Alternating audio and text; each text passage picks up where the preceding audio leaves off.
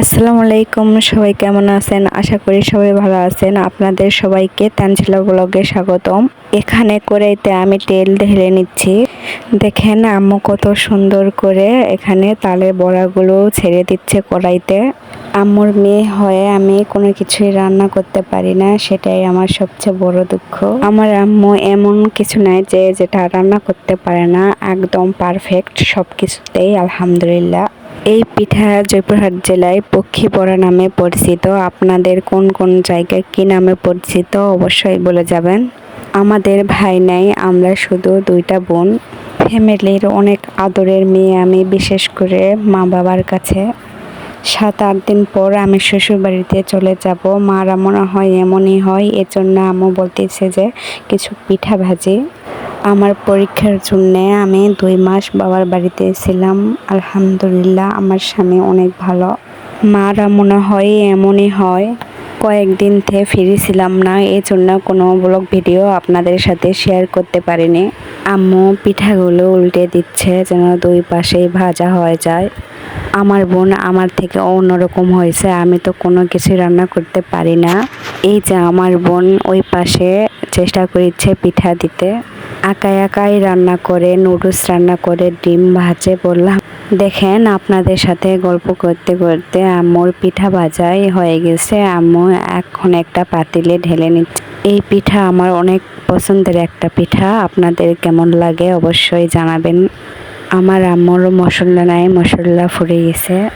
আম্মু ব্লেন্ডার ব্যবহার করতে পারে না, এর জন্য আমি ব্লেন্ড করে দিয়ে যাই। এই যে দেখেন মশলাগুলো আম্মু ভেজে দিছে, আমি এখন তুলে নিচ্ছি কারণ ব্লেন্ডারে ডলে নেব।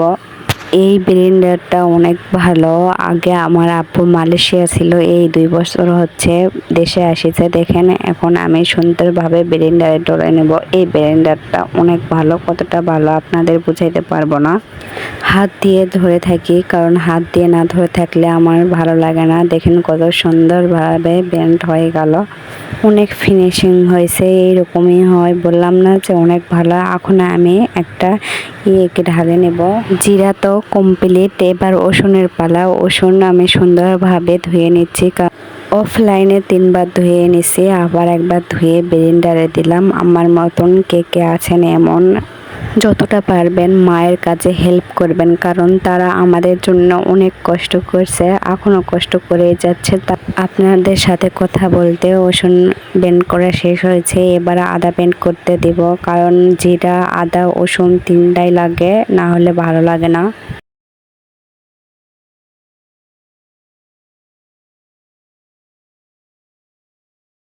আমার ভিডিও আপনাদের কাছে কেমন লাগে অবশ্যই জানাবেন। যদি সাবস্ক্রাইব না করে দেন তাহলে সাবস্ক্রাইব করে দেবেন। আর আজকে শুক্রবার ছিল, আমার বোনেরও স্কুল ছিল না আর আমারও পরীক্ষা ছিল না। হঠাৎ সিদ্ধান্ত হয়ে গেল যে আমরা বিলের ঘাটে যাব। আমাদের জয়পুরহাট জেলা খেতলাল থানা বিলের ঘাটে নামে পরিচিত।